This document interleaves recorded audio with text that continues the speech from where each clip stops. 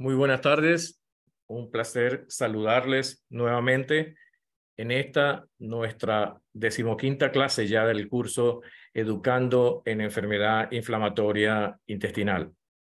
Hoy nos acompaña un colega coloproctólogo, viene saliendo del quirófano, esos compromisos que siempre tenemos y que atendemos de la mejor forma.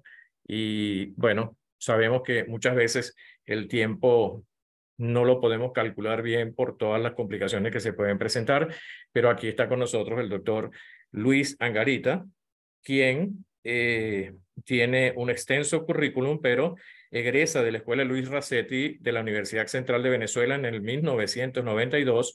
Después de realizar el rural, se desempeña como fellow postdoctoral en el laboratorio para el estudio de la membrana de la Escuela de Medicina de la Universidad de Harvard, Boston. En julio de 1994 comienza su residencia en cirugía general en el State University of Nueva York y egresa como jefe de residentes en junio del 2000. Inmediatamente después comienza su residencia de cirugía de colon y recto en Baylor University Medical Center, Dallas. Es diplomado por el American Board of Surgery y por el American Board of Colon and Rectal Surgery. Es miembro de la Sociedad Venezolana de Coloproctología y de la American Society of Colon and Rectal Surgery. Desde el año 2002 ejerce coloproctología y cirugía general en el Hospital de Clínicas Caracas. Comienza como miembro del cuerpo médico del Centro Médico Docente La Trinidad en el 2007 y es miembro del Grupo Venezolano de Enfermedad Inflamatoria Intestinal.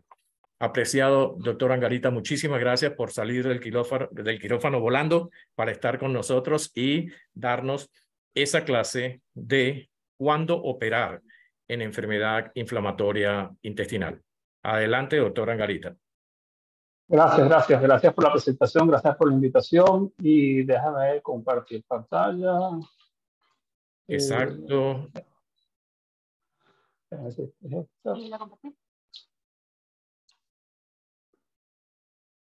El botoncito verde del centro. Pero déjame compartir pantalla y el botoncito verde del centro lo ves, lo tienes. Pero en todo el centro. Te dice compartir pantalla. Dale, tú tienes minimizada la presentación. No, la tengo grande. ¿La tienes? La tengo puesta, pero ya espérate, no la ven, ¿no? No, tienes que darle a compartir pantalla el cuadrito verde. Estoy en eso, ya. Dale clic al compartir pantalla y ahí te va a salir una pizarra negra y luego se ve la presentación. No, ya, un segundito. Tranquilo.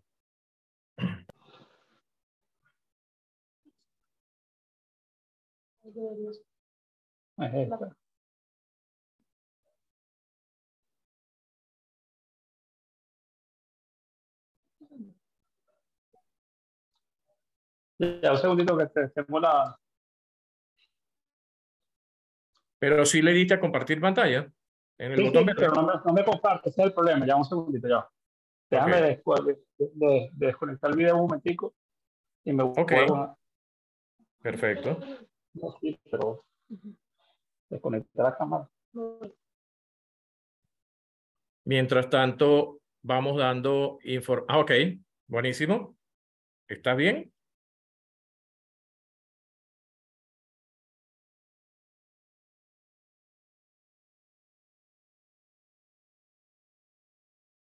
No, creo que tienes que darle al botón verde y ahí darle compartir pantalla.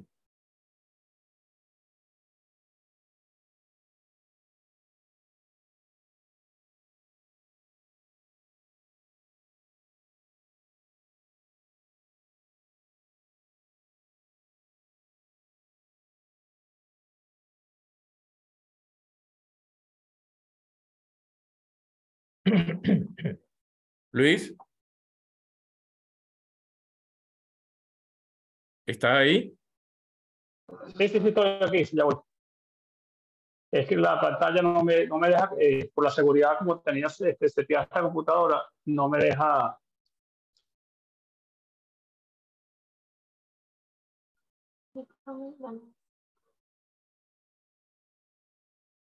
Mientras tanto, vamos dando algunos anuncios para todos los participantes del curso Educando en Enfermedad Inflamatoria Intestinal.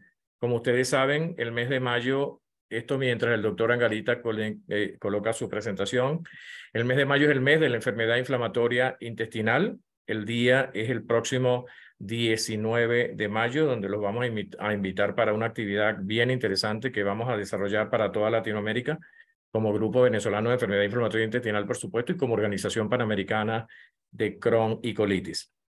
Ya tienen en su correo el cuestionario, bastante sencillo, bastante corto. Perfecto, Luis. Ahora sí se ve tu presentación. Apreciados colegas, al final de la presentación del doctor Angarita, continúo con la información que les estaba dando. Adelante, Luis. Como esto era cuándo operar o cuál es el manejo quirúrgico de la enfermedad inflamatoria intestinal, bueno, vamos a comenzar con esto, ¿no? Esto de manera de, esto es muy rápido, que es lo que es la enfermedad inflamatoria, ya estamos, no me voy a extender en esto. Lo que es que la evolución es difícil de predecir y va a depender de la cronicidad, de la aparición y la complicación según la intensidad de la inflamación, ¿no? Tenemos un amplio rango, como todos sabemos: colitis ulcerosa, enfermedad de Crohn, enfermedad inflamatoria no clasificable, colitis indeterminada, y eso nos va a cambiar un poco cuáles son los, en qué momento operar y qué hacer. ¿Okay? Como todos sabemos, el manejo principalmente es médico. Sin embargo, en algún momento estos pacientes van a requerir algún tipo de cirugía, más en la rectocolitis ulcerosa, sobre todo a largo plazo, y en la enfermedad de Crohn, bueno, entre el 20 y el 35% en algún momento van a requerir una cirugía. Ahora, las cirugías pueden ser de emergencia o puede ser una cirugía electiva. Que en qué momento es emergencia, en qué momento es electiva, eso lo vamos a discutir ahora. ¿Ok? En muchos casos, bueno, en la mayoría de los casos, la cirugía no representa una curación completa, pero sí puede salvar la vida de los pacientes y puede mejorar la calidad de vida de los pacientes. Entonces, esto es un manejo conjunto entre los gastroenterólogos, los cirujanos colorectales, ¿no? Nutrición, una cantidad de equipos. Todos estos pacientes se deben de manejar de manera multidisciplinaria, no es que lo manejamos solo nosotros, los cirujanos coloproctólogos o solo los gastroenterólogos, porque necesitamos de los unos y los otros para manejar en conjunto estos pacientes. Esto es lo más importante que les puedo dejar de esta charla. Las indicaciones, para mover.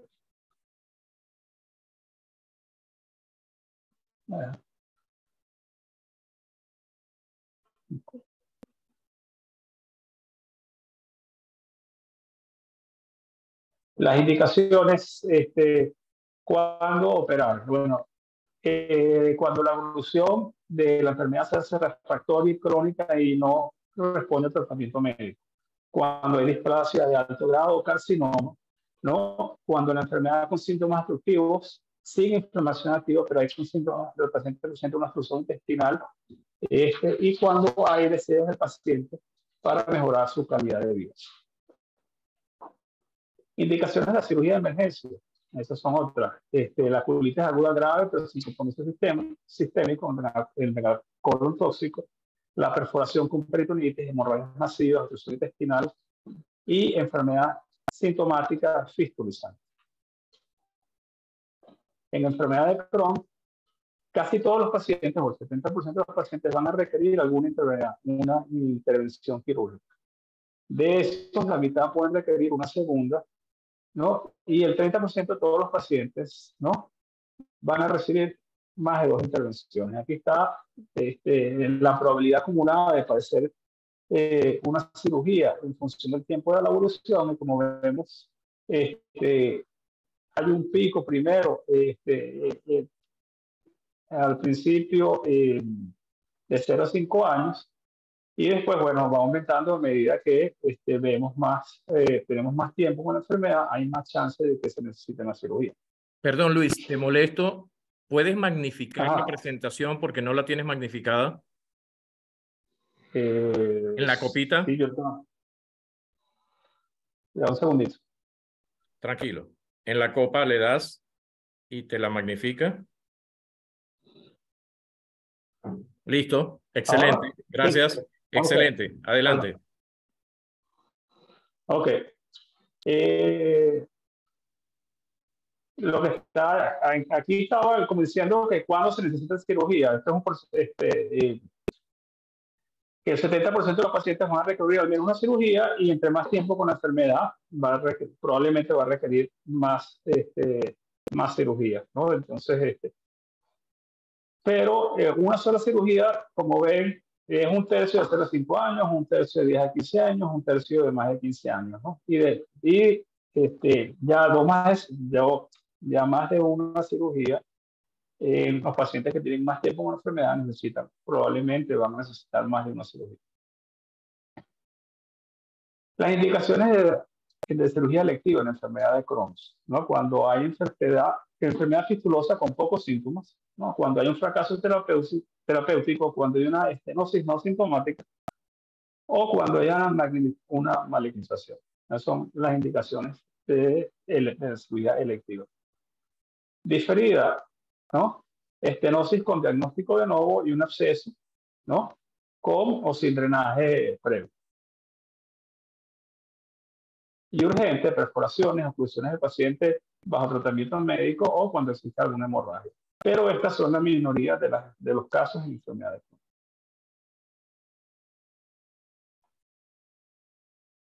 Indicaciones en situaciones especiales, cuando es incuestionable, cuando la cirugía, cuando hay una fístula de alto gasto, una fístula complicada y una estenosis sintomática que ya se haya dilatado varias veces de manera previa. Cuestionable cuando hay cuando se puede drenar el acceso percutáneamente, cuando hay fístulas, pero son fístulas entéricas entre intestino y intestino que están asintomáticas.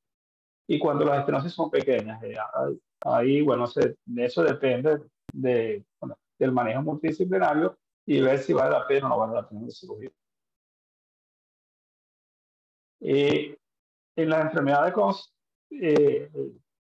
debemos realizar, como son la mayoría son electivas, debemos realizar rehabilitación del paciente, que consta de 3 fases. Primero, una fase preoperatoria, ¿no? Una fase intraoperatoria, dependiendo de la cirugía que vayamos a hacer, y en el postoperatorio.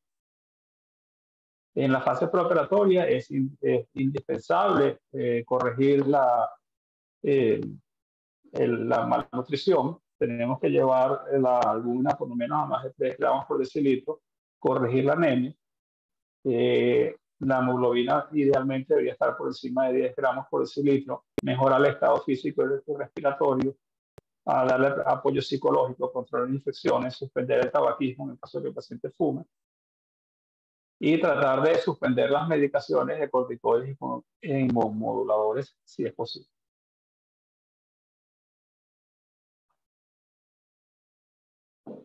En la parte intraoperatoria, tratar de hacerlo por laparoscopia en vez de hacerlo por abierto, hacer incisiones transversas, control de la hemorragia, no utilizamos drenaje de rutina, no utilizar sonda nasogástrica de manera que el paciente se recupere lo más rápido posible. Y en la fase postoperatoria, tratar de utilizar el protocolo ERAS, o sea, recuperación temprana en cirugía, tratar de no dejar drenes, pero si se deja drenes, retirarlo lo antes posible, retiro temprano a sonda vesical, que camine lo más pronto posible, ingesta precoz, ¿no? Y cambio de medicamentos de forma precoz de la vía endovenosa a la vía oral. Los principios quirúrgicos en la enfermedad de Crohn sin afectación rectal es la colectomía subtotal, depende de la enfermedad o colectomías con una famosa iliorectal. ¿No? Cuánto de colon quitar, eso depende de el grado de afectación, ¿no? Tenemos que determinar el momento idóneo de la cirugía, tratar de hacer las reacciones lo más limitadas posibles, hiperoplastias en el intestino delgado si son necesarias, Debemos revisar todo el intestino buscando multifocalidad, hacer anastomosis amplias y, bueno, tener cuidado con el mesentero.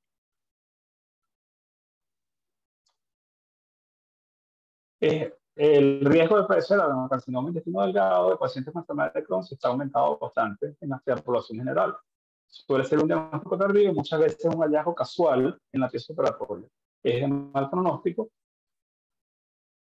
Y que tenemos que estar pendientes de que cuando hay estenosis en el intestino delgado y los pacientes tienen tiempo con la enfermedad, no dejar pensar que puede haber una neoplasia y estar pendiente de eso.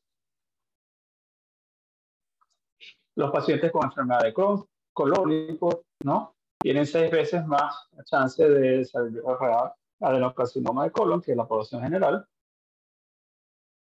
Y tenemos que estar pendientes que en enfermedad inflamatoria intestinal los pacientes son más jóvenes cuando desarrollan displasias y tienen mayor frecuencia de displasia plana y tienen un mayor grado histológico. Entonces tenemos que estar muy pendientes de los pacientes jóvenes con tiempo con la enfermedad, hacer una pesquisa adecuada.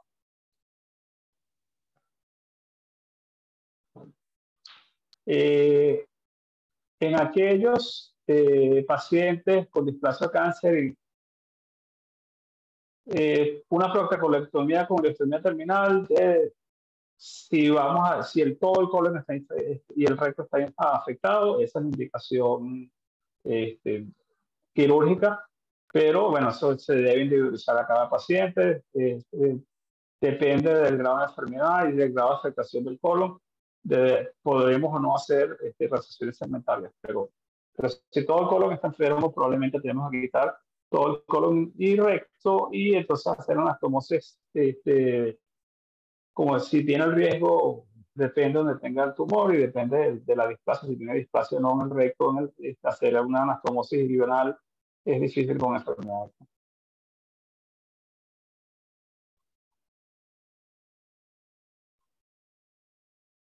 Entonces, aquí están los tratamientos quirúrgicos dependiendo, ¿no? Las funciones o los escenarios clínicos. Si hay colitis o estenosis focal alcohólica, se recomiendan resecciones segmentarias, ¿no? Si hay colitis extensa con afectación rectal severa o perineal severa, no se recomienda hacer una anastomosis ilioanal, ¿no? Porque los chances de la complicación del reservorio, si hay enfermedad perirectal o perianal, ¿no? Son muy altos de tener una complicación. Entonces, en estos casos sí es una proctocolectomía con una ileostomía terminal. Y entonces, bueno, aquí están los diferentes casos. De nuevo, cada caso es individual y hay que tratarlo por individual. Entonces, se discute con el paciente y con su gastroenterólogo que le trate de manera crónica su enfermedad de base y ver qué es lo que vamos a hacer. Pero es un manejo multidisciplinario. Ahora, en el caso de los abscesos, ¿no? Intraabdominales asociados a enfermedad de Crohn, bueno, tenemos que ver, ¿no?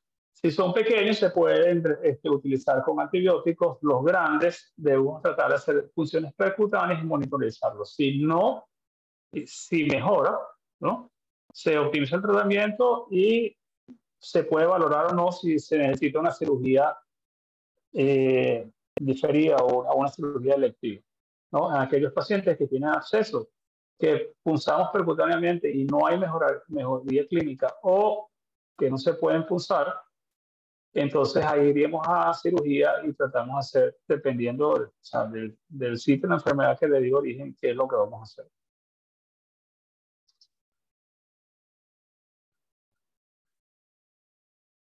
Cuando hay nada más resecciones, enfermedad local iliocecal, ¿no? La cirugía, si la enfermedad está activa, probablemente la cirugía, si es ese segmento nada más lo que está afectado, podemos destetar al paciente de las medicinas ¿no? Y es superior al tratamiento médico. Aquí está la referencia donde, o sea, se mejora la calidad de vida porque no hay supresión de las medicaciones, desaparece el dolor y hay mejor tolerancia a la vía oral en los pacientes que no están, que se le hace este tipo de tratamiento.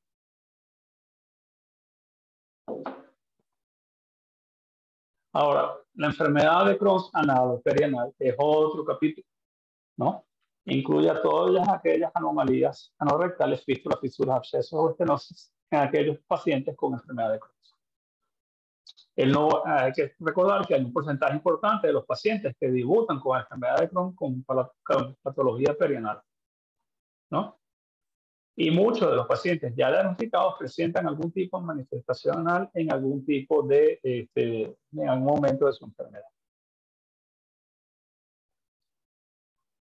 La consulta de un paciente con enfermedad de Crohn siempre debe incluir la exploración de la región anal, el perineal y el periné. Tacto rectal, inspección y endoscopia son indispensables en estos pacientes. Hay que valorar la extensión, la actividad de la enfermedad inflamatoria intestinal, si está involucrado o no el recto, si solamente si está de enfermedad perianal, y clasificar el tipo de fístula. Entonces, en la clasificación y el diagnóstico de fístulas, esa es otra clase completa, o sea, es sumamente largo, es un resumen. Entonces, tenemos que definir qué es una fístula sencilla y qué es una fístula completa. Las fístulas complejas, que son en general lo que pasa en la enfermedad de Crohn, son extraesfinterianas, supraesfinterianas, transesfinterianas, fístulas rectovaginales, cualquier fístula rectovaginal o anovaginal en un paciente con enfermedad de Crohn son una fístula compleja, o las que han sido operadas varias veces, ¿no? Solamente son sencillas las que son superficiales, que son intraesfinterianas o transesfinterianas bajas, que no comprometen, en el caso de la cirugía, no comprometen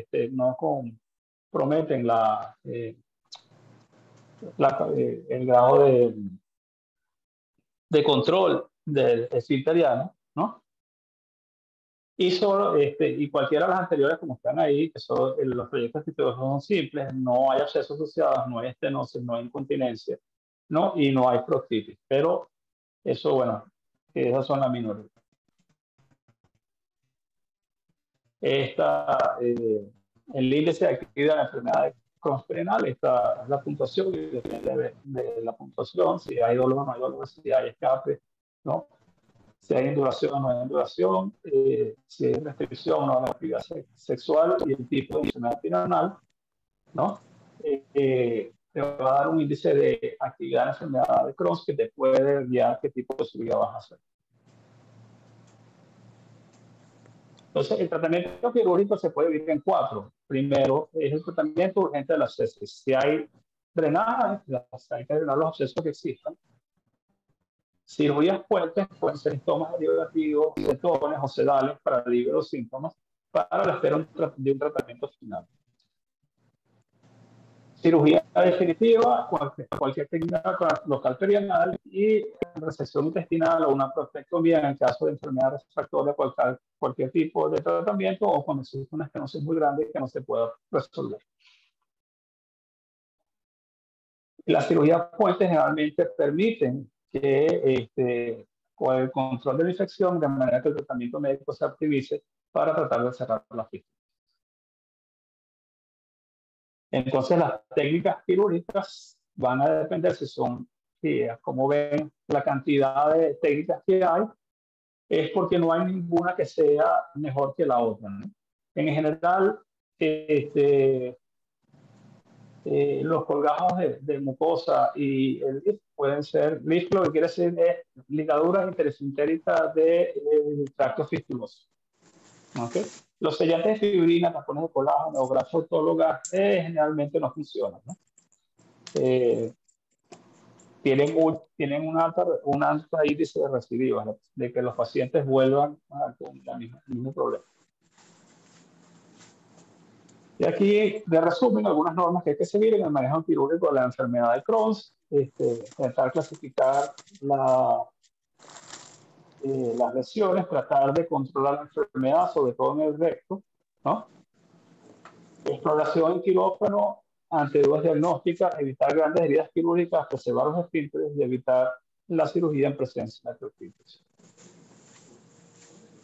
Entonces, este es un algoritmo que se ve complicado, pero resumen más o menos lo que tenemos, ¿no? Primero, exploración en consulta, eco y resonancia y exploración en quirófano como manera de diagnóstico, ¿no? Una vez que hayamos descartado malignidad, si hay abscesos, se tienen los abscesos, si las fístulas sencillas y no hay proctitis, se puede corregir en este momento. Si hay proctitis o hay incontinencia, tratamos de no cortar los esfínteres, de utilizar otro método de cierre de la fístula, ¿no? En el caso de las fístulas complejas, como dice ahí, el tratamiento médico, ¿no? Y si logramos tratamiento médico y estamos sin proctitis, no podemos entonces corregir la fístula. Pero como el corregir una fístula en presencia de proctitis es normalmente un síndrome, es igual al fracaso de la cirugía. Y entonces, si tenemos complicaciones como estenosis o incontinencia, algunas veces necesitamos estomas o una prostatectomía, depende de la agresividad de la enfermedad. Tenemos que tener en la enfermedad severa perianal, no tener que realizar cirugías o hacer cirugías puentes, pues en muchos casos le van a dar una mejor vida, una mejor calidad de vida a nuestros pacientes. Ahora vamos con rectocolitis ulcerosa, ¿no? En rectocolitis ulcerosa vamos a ver igual si es urgente o no urgente, ¿no? En este caso es cuando llamamos en el megacolon tóxico, ¿no? Tenemos el paciente va a la emergencia, se ingresa, en un comité multidisciplinario, vemos cómo están, monitorizamos cada frecuentemente. Si hay una respuesta al tratamiento, ¿no? Podemos esperar. Si no hay respuesta al tratamiento, pues entonces vamos a cirugía.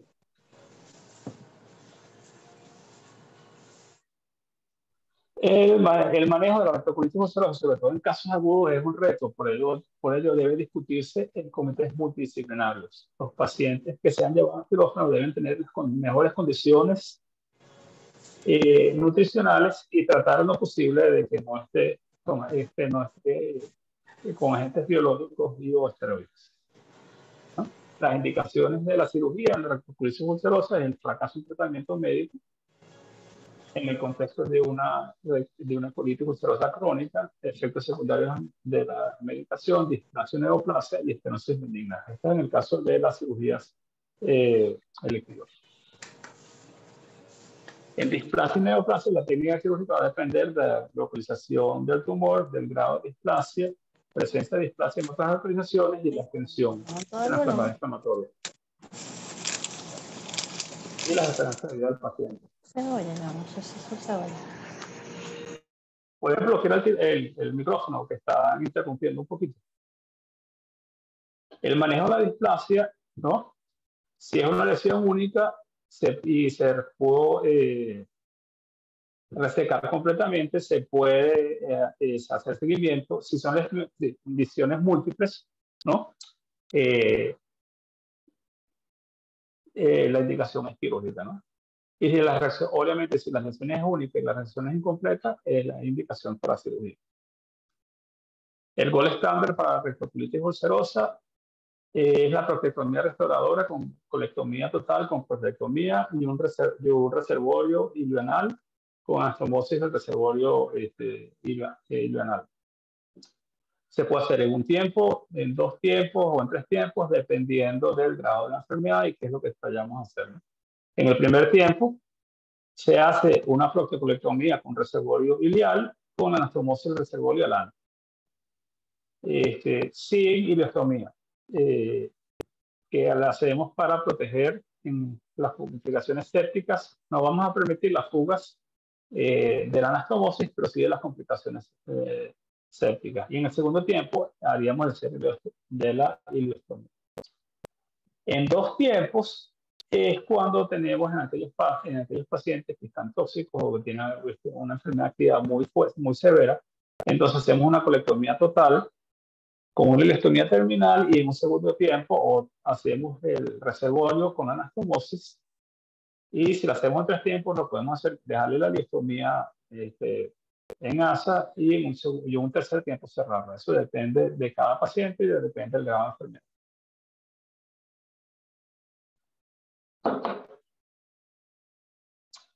Los tipos de pouch que se hacen, el más común es el J, como ven ahí, que es una asa de intestino que se dobla con más o menos un 15-20 centímetros, se hace el reservorio. Y el otro es como en ese, que se hace 2 loops, ¿no? Que se usa a veces cuando es difícil llegar abajo, entonces se anastomosa al ano la parte terminal esa de 2 centímetros del intestino delgado. El pouch en W es más raro, es un reservorio más grande, pero ya como ven son múltiples líneas de sutura o de engrapado. La técnica que está a la derecha de la pantalla es la anastomosis del pouch en J ilioanal con engrapadora mecánica.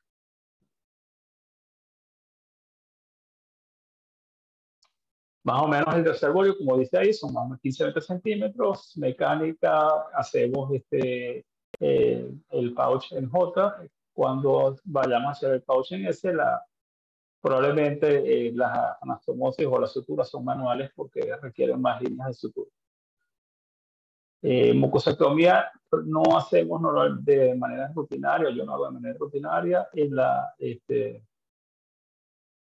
la rectocolitis ulcerosa, pero puede ser necesaria si hay displasia a nivel de la mucosa anal. Lo ideal en estos pacientes que tienen enfermedad inflamatoria, es no hacer una mucosectomía porque preservamos la zona de transición anal y mejora la continencia.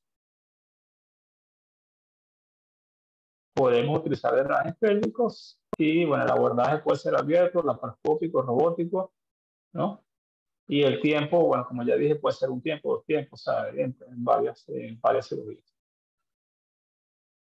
La colitis tóxica, como estamos hablando, también denominada colitis fulminante, se presenta como un cuadro grave, severo, de rápida evolución con sepsis y trastornos hidroelectrolíticos.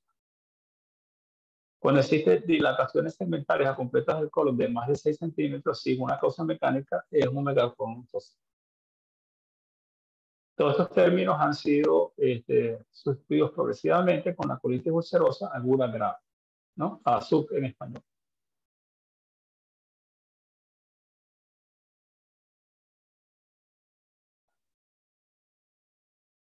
El porcentaje de pacientes que requieren de una colectomía tras un episodio de ASUG son aproximadamente 30%. Y es más complejo en aquellos pacientes que responden parcialmente al tratamiento médico, ¿no? Pero responden clínicamente, pero no llegan a tener una respuesta completa. Entonces hay que valorar el número de ingresos. Si el paciente hace estos episodios de ASUG de manera repetida, entonces, y dependiendo la severidad de los episodios anteriores, puede no resucitar cirugía. Entonces, al principio, el inicio precoz del tratamiento con hidrocortisona o metilprednisolona, ¿no? Antibióticos, y después hablamos de respuesta a los 3 días, ¿no? Tanto clínica como en laboratorio, y vemos los diferentes scores. Si hay respuesta clínica, podemos continuar el tratamiento. Si no hay respuesta clínica, se puede utilizar terapia de rescate con ciclosporina o imciplimab, ¿no? Si hay respuesta clínica, ¿no? Seguimos con tratamiento médico. Si no hay respuesta clínica, hay que valorar la opción de la cirugía. Entonces, en esta cirugía, en este caso, la cirugía es una colectomía subtotal con ileostomía terminal. ¿Existe la mucosa o no? Depende del grado de cuánto de sigmoide dejemos o si dejamos nada más el recto, ¿no? Y generalmente es en 2 tiempos. Quitamos todo el colon, o la mayoría del colon, dejamos el colon sigmoide con la cúpula mucosa o con o el recto, y en un segundo tiempo hacemos la prostatectomía o la proctocolectomía, depende de lo que haya, y hacemos la anastomosis con el reservorio anal. Y cerramos la diostomía, sobre todo si las pacientes ya están sin medicamentos. Aquellos pacientes que continúan con esteroides o algún tipo de medicamento, probablemente lo vamos a hacer en 3 tiempos. Y cerramos dejándolo en nuestro dormir lateral o en asa, y esperamos que el paciente mejore y un tercer tiempo se cierra. Los aspectos claves se puede hacer por mínimamente invasiva, es más, es preferible. El marcaje de la ileostomía previo a la intervención quirúrgica es fundamental. Como este colon es sumamente delicado y debemos ser extremadamente cuidadosos para no perforar, no tener una perforación intraoperatoria del colon, ¿no? El epiplom debemos tratar de conservarlo, pero si no se separa, si está muy adherido, lo tenemos que resecar. Respetamos los vasos hidrocólicos porque si no, porque son fundamentales para nuestro pouch para para hacer una anastomosis ilioanal en futura cirugía.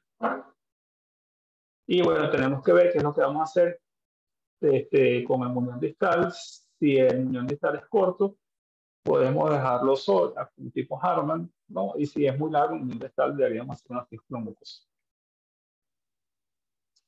En conclusión, la enfermedad inflamatoria intestinal es una patología muy compleja que requiere de un manejo multidisciplinario.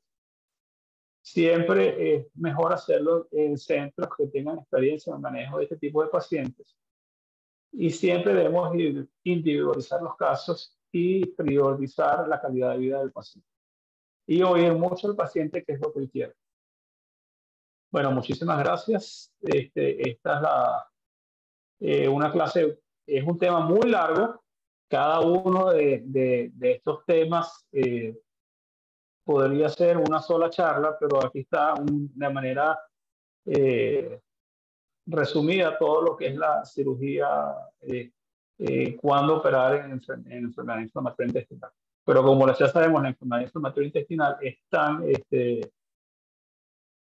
extensa que, bueno, la cirugía también y las técnicas quirúrgicas que hay que hacer es muy extenso también.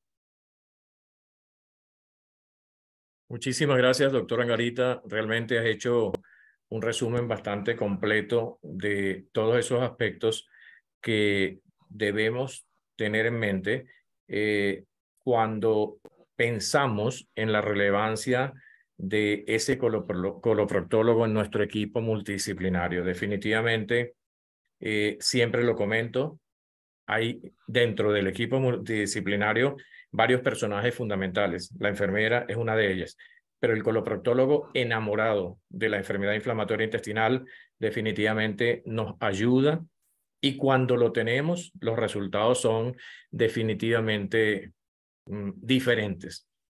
Hay que comentar que lamentablemente no tenemos muchos coloproctólogos enamorados de la enfermedad inflamatoria intestinal. No sé si compartes esa opinión.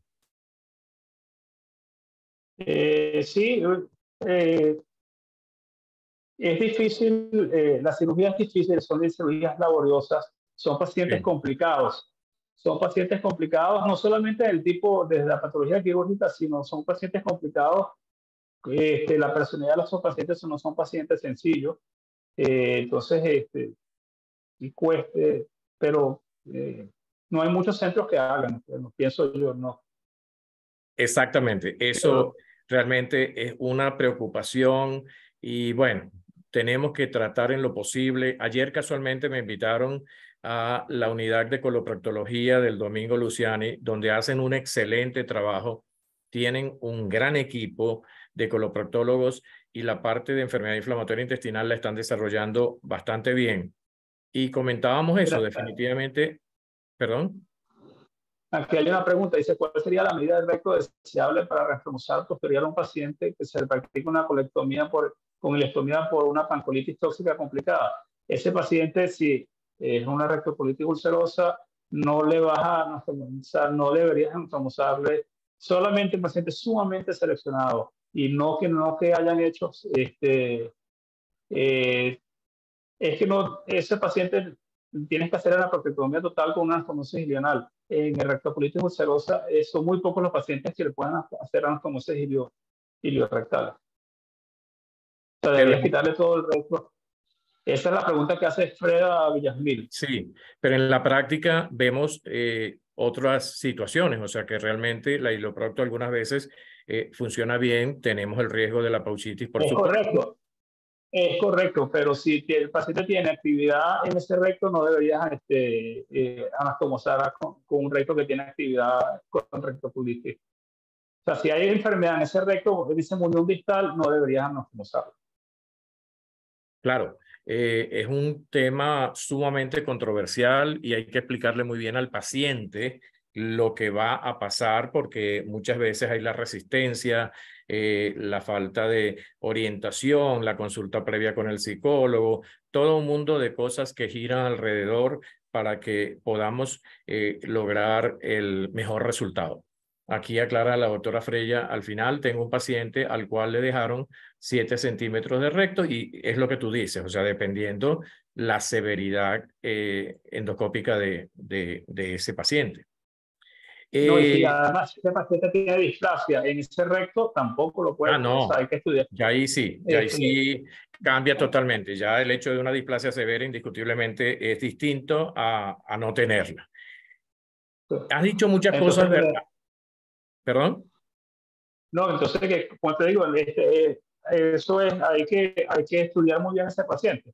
Si el paciente es un paciente que su enfermedad era más que todo colónica, no tiene enfermedad rectal, y está consciente de que tiene riesgos de cáncer aumentados y es un paciente que no se va a perder, entonces le puedes hacer anastomosis, con ese muñón se lo puede hacer, pero igual, eso hay que... o sea, Sí, es un punto a individualizar, es un punto a discutir con el equipo multidisciplinario. La doctora Pernalete dice, si no tiene la displasia en ese momento de la cirugía, la puede hacer de todas maneras. si no tiene, eso es lo que estábamos hablando, pero no tiene displasia, pero tiene actividad, no tiene actividad. O sea, como de nuevo, si es un paciente que no se va a perder, que está consciente de todos los riesgos que tienes y que tienes un muñón rectal, sí se pueden hacer anastomosis iliorrectales, pero el paciente tiene que saber los riesgos que eso implica. Claro, indiscutiblemente. Pero el enfoque de tu charla, muy interesante, muy quirúrgico, y definitivamente hay algo que afirmar. La enfermedad inflamatoria intestinal cambió con la llegada de los biológicos. Los biológicos cambiaron la historia natural de la enfermedad. Totalmente. Prebiológicos, posbiológicos. Pero indiscutiblemente debemos estar pendientes de la cirugía y lo que digo en muchas de mis charlas, no perder el momento de la cirugía porque perder ese momento es un riesgo enorme de complicaciones y sabemos que una de las complicaciones es esa que no queremos mencionar. O sea que definitivamente ustedes tienen que estar al lado nuestro con todos estos pacientes, como el caso que mencionábamos muy bien de la colitis ulcerosa severa. Esto es un mundo de cosas en este paciente con colitis ulcerosa severa. Ahí tienes que descartar cualquier complicación, descartar un megacolon tóxico, descartar algo que muchas veces entorpece de manera significativa la evolución, como es la infección, llámese por Clostridium, llámese por citomegalovirus. El citomegalovirus es una causa importante de refractariedad al tratamiento. Hemos tenido pacientes muy graves, severamente enfermos, que le hacemos la colonoscopia, hacemos el diagnóstico de citomegalovirus, lo tratamos y la mejoría es evidente. Hay que estar encima de nuestros pacientes con enfermedad inflamatoria intestinal y pensar toda esta serie de complicaciones que se pueden presentar y que debemos tratar adecuadamente para evitar ir a una cirugía. Porque ya lo hemos dicho, o sea, la cirugía no es que está curado el paciente, puede hacer otras complicaciones. Entonces, sí, definitivamente tratarse con toda la preocupación y la pasión, término que siempre uso en el manejo de nuestros pacientes con enfermedad inflamatoria intestinal, es un manejo diferente, es una entrega a esos pacientes. Tenemos que individualizar cada caso y seleccionar qué es lo mejor para ellos. El tratamiento endovenoso en esa colitis ulcerosa severa, que indiscutiblemente va a durar unos días, si no responde al tratamiento endovenoso, hidrocortisona, 100 miligramos cada 8 horas, es el momento de ya pensar en el infliximab, que dentro de los biológicos es el que nos ayuda en estos casos de gravedad, de severidad. Si el paciente mejora, pasa a una terapia de mantenimiento. Si el paciente no mejora, en ese momento debemos considerarlo como quirúrgico. O sea que hay una serie de pasos que contemplar en el manejo de nuestros pacientes con colitis ulcerosa y no pensar de entrada, pero eso sí, teniendo siempre al coloproctólogo al lado. Y lo otro que te digo es tan cierto lo que el uso de los biológicos cambió la enfermedad inflamatoria, que en el caso de la enfermedad perianal, ¿no? Uno debe tratar de nada más controlar la infección y después, una vez controlada la infección, darle chance a los biológicos, que muchas veces esas fístulas cierran sin necesidad de cirugías adicionales. Eso es totalmente distinto a lo que ocurría antes, ¿no? Por eso es que la cantidad de técnicas que puse en la son, es que ninguna es buena, ¿no? Y hay que tratar en lo posible de mejorar, evitar las cirugías, porque con los biológicos, a menos que sean refractarias al tratamiento, los pacientes van mejor. Así es. Doctora Angarita, ¿cuándo está indicada la colocación de cetones en un paciente con enfermedad fistulizante? Cuando hay infección. Y son cetones, pero son cetones de drenaje, para facilitar el drenaje del absceso. ¿Ok? Para de esa manera controlar la infección y poder dar agentes biológicos. Esa es la mejor indicación. No son cetones buscando curar al paciente. Son cetones, son cetones de drenaje, no son cetones cortantes. Eso es una diferencia. Importante. Y una vez que se controla el proceso séptico, la infección local, entonces puedes llevar al paciente a terapéutica con biológico. Ok, es importante ese comentario porque hay pacientes que he visto largo tiempo con cetones. Entonces la pregunta sería, ¿qué tiempo vamos a dejar esos cetones? No, el tiempo que sea necesario para controlar la infección. Una vez que ya se cronifique, la fístula sea crónica y no esté infectado, entonces le quitas el cetón y le das tratamiento biológico a ver si cierra la fístula. Definitivamente, sí. Cuando vi la afirmación o la conclusión en el trabajo que presentaste de cirugía laparoscópica versus infliximab, y el enunciado decía la cirugía es superior al tratamiento médico en el tiempo en adquirir esa mejoría de calidad de vida, eso también es un punto controversial. Definitivamente, después de los biológicos, eso ha cambiado. ¿Ah? Claro, pero ese tratamiento, pero eso está más para eso, pues, esos son aquellos pacientes que están más tienen enfermedad idiosecales, no tienen más nada, que tienen múltiples crisis y, no sé, y la enfermedad es nada más en el hilo ciego. Entonces, le hace la cirugía, le hace una anastomosis iliotransversa, ¿no? Y probablemente les va mejor porque no tienes que estar dando, pero solamente un grupo pequeño de pacientes, no es para todos los pacientes, obviamente. Y no con enfermedad. Sí, ya vamos terminando. El punto, recurrencia postoperatoria en enfermedad de Crohn.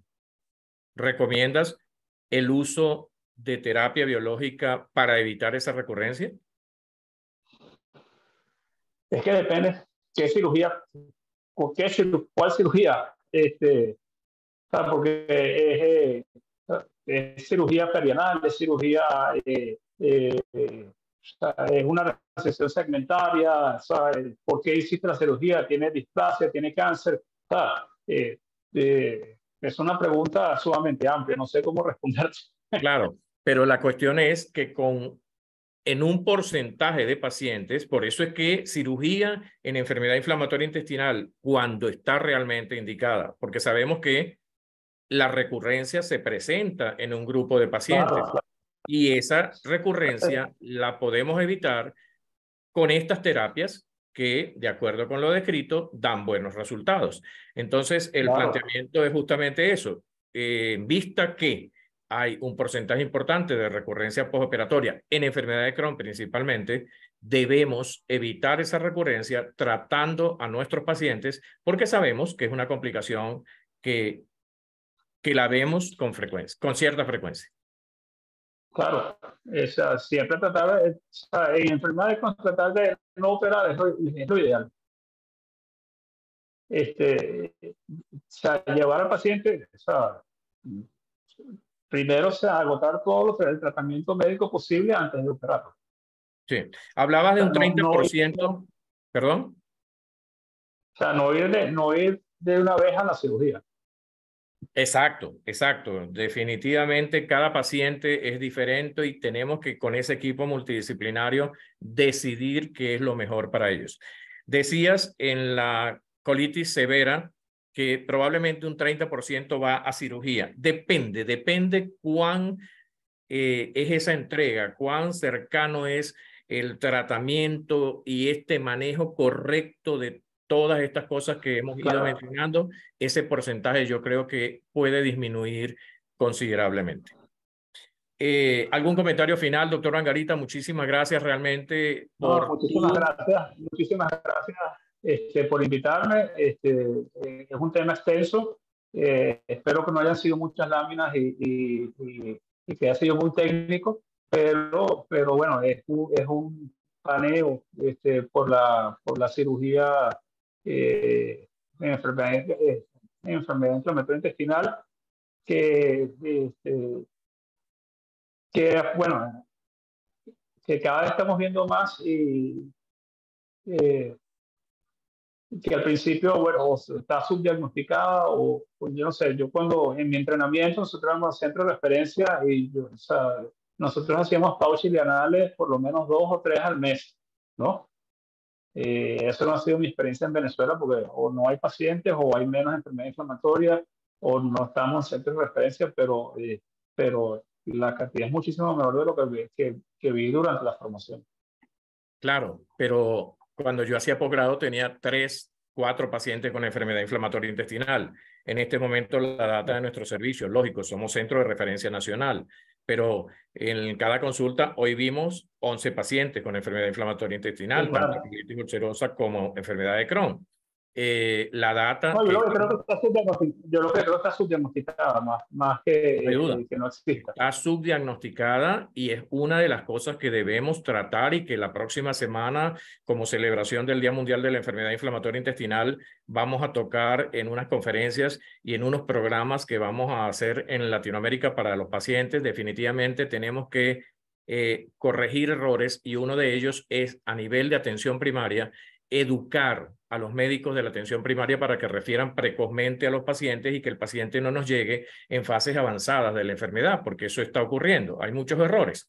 Y de esos errores, casualmente, voy a hablar al final de la parte académica el próximo viernes. Y la parte que viene justamente invitarlos y queremos que todos estén presentes en esta reunión que puede marcar el inicio del fortalecimiento después de la pandemia de ese equipo multidisciplinario. El viernes próximo es el Día Mundial, viernes 19 de mayo, el Día Mundial de la Enfermedad Inflamatoria Intestinal. Vamos a hacer desde Venezuela para Latinoamérica un webinar que tiene una primera conferencia con la doctora Parra de Colombia. Es un programa, como les decía, de educación para los pacientes. Sigue sin pausa, donde es importante que le demos tanto a la comunidad médica como a la comunidad de pacientes esas estrategias de cómo explicarle al paciente la importancia de tener una buena adherencia al tratamiento. Esa adherencia se acompaña de una mejoría en la inflamación y al controlar esa inflamación vamos a tener menor número de complicaciones. Se va a hablar también del futuro de la enfermedad inflamatoria intestinal, una conferencia que dará el doctor Claudio Fiocchi de Estados Unidos. Y finalmente yo voy a cerrar la parte de conferencias con errores en enfermedad inflamatoria intestinal, cómo evitarlos. Y uno de los errores que voy a mencionar en ese momento es justamente no tener al coloproctólogo al lado porque es un personaje, repito, fundamental de ese equipo multidisciplinario. Vamos a cerrar nuestra actividad combinando la parte cultural con la científica con un concierto, un recital de 30 minutos que nos van a regalar dos excelentes pianistas del Centro de Acción Social para la Música, que es el que está al lado del Colegio de Ingenieros, el centro que fue creado por el maestro Abreu, que ha formado tantas orquestas, donde tenemos unos pacientes con colitis ulcerosa que a Dios gracias han evolucionado favorablemente y vamos entonces a disfrutar de la calidad musical de ellos durante esos 30 minutos de recital, cerrando así nuestra actividad del próximo viernes de celebración del Día Mundial de la Enfermedad Inflamatoria Intestinal. Doctor Angarita está cordialmente invitado. Invite a todos sus colegas. Muchísimas gracias. Es una reunión para todos y bueno, la idea es que todos como equipo multidisciplinario estemos presentes. Cierro con la información. Ya se ha enviado al correo Educando en Enfermedad Inflamatoria Intestinal el formato sencillo de llenar con los datos de los pacientes que ustedes tienen en sus consultas, no importa que sea 1, 2, 3, si son 10, 20 más, ok, pero los que tengan, porque esos pacientes deben estar dentro de ese registro nacional de enfermedad inflamatoria intestinal que vamos a presentar en el Congreso de Gastroenterología de septiembre, donde todos ustedes van a ser autores en la medida en que envíen todos esos casos y que el registro, que ya va por 700 pacientes a nivel nacional, falta la incorporación de los pacientes de privado y muchos otros de público. Yo creo que las cifras que manejamos deberíamos estar pasando de los 2.000 pacientes a nivel nacional. Eso es un cálculo aproximado. Lo que queremos es justamente mostrarle al mundo y eliminar esa gran preocupación, doctor Angarita, que tenemos que cuando vemos en los congresos la epidemiología de la enfermedad inflamatoria intestinal, Venezuela aparece en blanco y ya no queremos que nuestro país aparezca en blanco, sino que aparezca con esa cifra de ese registro nacional que le mostremos a Latinoamérica y al mundo sobre la prevalencia de la enfermedad inflamatoria intestinal en nuestro país. Contamos con el apoyo de todos ustedes. Es un necesario trabajo que debemos realizar durante este mes de mayo. Terminamos entonces. La próxima semana la clase será sobre nuevas terapias el día miércoles 17 a las 5 de la tarde. Ya el viernes 19 no haremos la clausura del curso Educando en Enfermedad Inflamatoria Intestinal. La realizaremos el viernes 26 de mayo, donde se entregarán los certificados para aquellos que terminaron el curso de Educando en Enfermedad Inflamatoria Intestinal. Y bueno, para programar todas las cosas que como gran familia debemos desarrollar cada día más.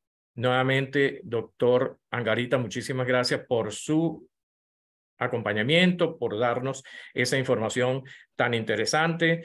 No olviden la invitación para el viernes 19 de mayo al laboratorio Megalab. Muchísimas gracias nuevamente por su apoyo. Estamos en contacto y nos vemos entonces la próxima semana. Gracias, doctor Angarita. Gracias a todos por su participación. Muchas gracias. Hasta luego. Hasta luego.